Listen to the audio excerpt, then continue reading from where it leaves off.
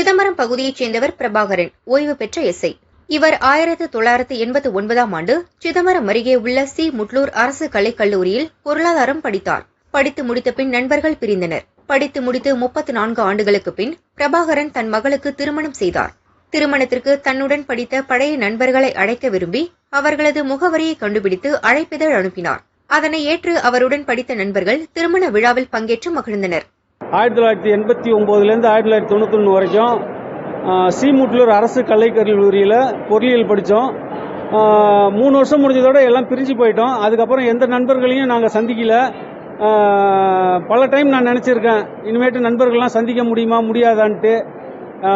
முடியாதுன்ற மாதிரி தான் என் மனசு பட்டுச்சு. ஆனால் என் மகளுக்கு திருமண ஏற்பாடு பண்ணதோட அனைத்து நண்பர்களும் கலந்துக்கிட்டால் நல்லா இருக்கும்னு நினச்சி எல்லா நண்பர்களுக்கும் அழைப்பு அனுப்புனேன். நேரில் போய் அழைப்பு அனுப்புனேன். நேரில் பார்க்க முடியாதவங்களுக்கு தபால் மூலமாக பத்திரிகை அனுப்புனேன். என்னோட அழைப்பை ஏற்று அனைத்து நண்பர்களும் வந்து கலந்து கொண்டாங்க. அதனால ரொம்ப மகிழ்ச்சியாக இருக்கு. இந்த சந்திப்பு மீண்டும் தொடரும், ஆண்டு மீண்டும் தொடரும். நாங்க ஆளுக்கு ஒரு பக்கம் இருக்கோம். 88லலாம் பாத்தீங்கன்னா ரொம்ப பயம், ஜென்ஸ்ட பேசுறதுக்கே ரொம்ப பயந்த நேரம் அது.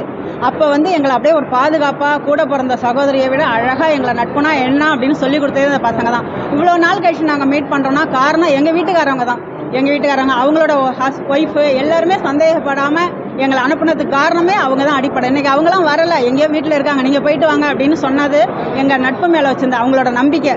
அதை உண்மையால சொல்றேன், இது ஒரு கோல்டன் டேஸ். இதை யாருக்குமே விட்டு கொடுக்க மாட்டோம். வருஷம் மீட் பண்ணுவோம். சாகிற வரைக்கும் நாங்க ஒன்னா இருப்போம். அடுத்த ஜென்மத்திலையும் ஒன்னா பிறக்கணும்னு ஆசைப்படுறோம்.